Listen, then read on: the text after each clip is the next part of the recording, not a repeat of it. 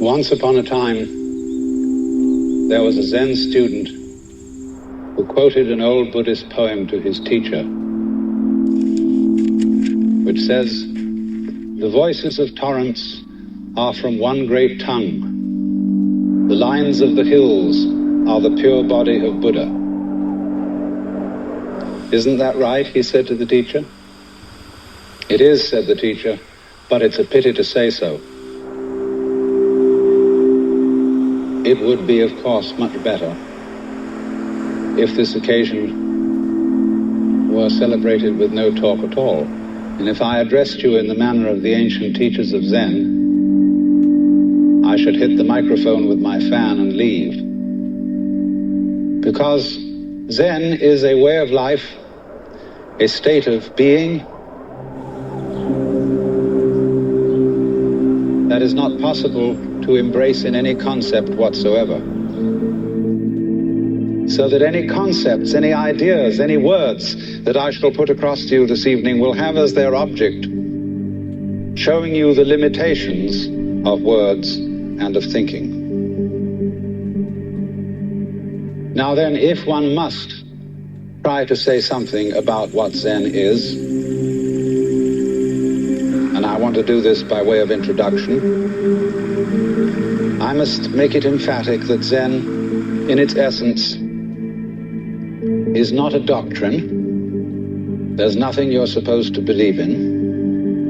And it's not a philosophy in our sense, that is to say, a set of ideas, an intellectual net in which one tries to catch the fish of reality. Actually, the fish of reality is more like water. It always slips through the net, and in water, you know, when you get into it, there's nothing to hang on to. All this universe is like water. It is fluid, it is transient, it is changing. And when you're thrown into the water after being accustomed to living on the dry land, you're not used to the idea of swimming, you try to stand on the water, you try to catch hold of it, and as a result you drown. The only way to survive in the water, and this refers particularly to the waters of modern philosophical confusion, where God is dead, metaphysical propositions are meaningless, and there's really nothing to hang on to, because we're all just falling apart. And the only thing to do under those circumstances is to learn how to swim. And to swim, you relax. You let go, you give yourself to the water, and you have to know how to breathe in the right way. And then you find that the water holds you up. Indeed, in a certain way, you become the water. And so in the same way, one might say, if one attempted to, again I say misleadingly, to put Zen into any sort of concept, it simply comes down to this: that in this universe there is one great energy, and we have no name for it. People have tried various names for it, like God, like Brahman, like Tao. But in the West, the word God has got so many funny associations attached to it that most of us are bored with it. When people say God the Father Almighty, most people feel funny inside.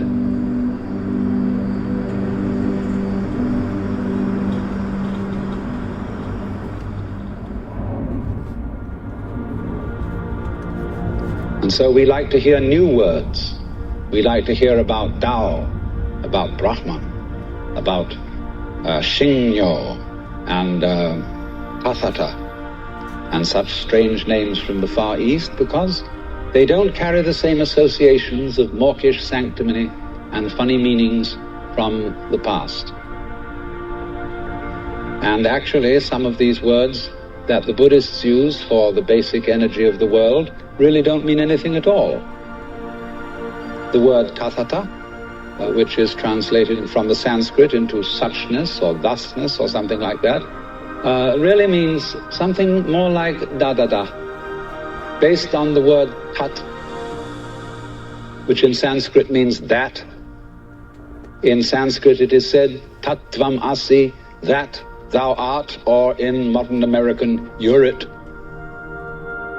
But da, that's the first sound a baby makes when it comes into the world. Because the baby looks around and says, da, da, da, da, da, that. And fathers flatter themselves and think it's saying da, which means daddy. But according to Buddhist philosophy, all this universe is one da. That means 10,000 functions or 10,000 things, one suchness. And we're all one suchness. And that means suchness comes and goes like everything else, because this whole world is an on and off system. As the Chinese say, it's the yang and the yin. And therefore it consists of now you see it, now you don't, here you are, here you aren't. Because that's the very nature of energy, to be like waves, and waves have crests and troughs. Only we, being under a certain kind of sleepiness or illusion, imagine that the trough is going to overcome the wave or the crest. The yin, the dark principle, is going to overcome the yang or the light principle. And that off is finally going to triumph over on. And we, shall I say, bug ourselves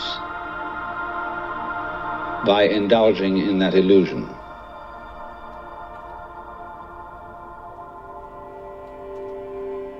Gee, supposing darkness did win out, wouldn't that be terrible?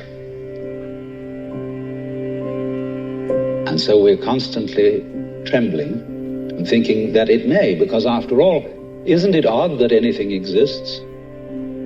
It's most peculiar. It requires effort, it requires energy, and it would be so much easier for there to have been nothing at all. And therefore we think, well, since the is side of things is so much effort, you always give up after a while and you sink back into death. But death is just the other face of energy, and it's the rest, the not being anything around, that produces something around, just in the same way that you can't have solid without space, or space without solid. When you wake up to this and realize that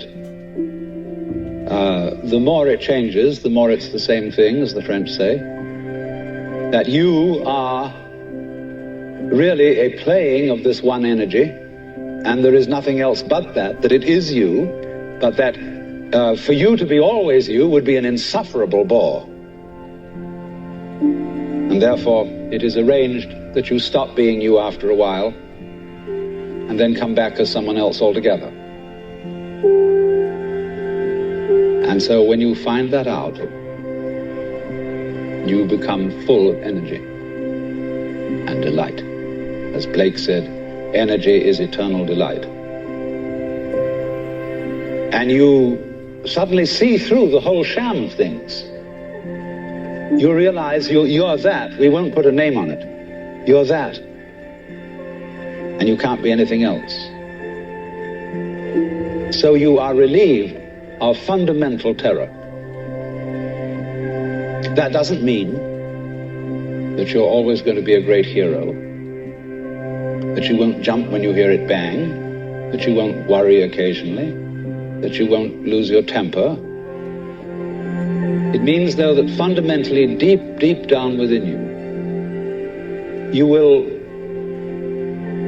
be able to be human. So it is then that, if I may put it metaphorically, Zhuangzi said, the perfect man employs his mind as a mirror. It grasps nothing, it refuses nothing, it receives but does not keep. In other words, this is to be put very strictly into our modern idiom. This is to live without hang-ups.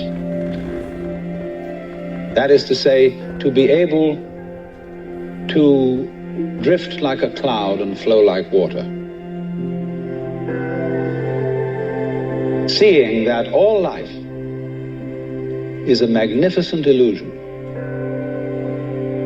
a playing of energy, and there is absolutely nothing fundamentally to be afraid of.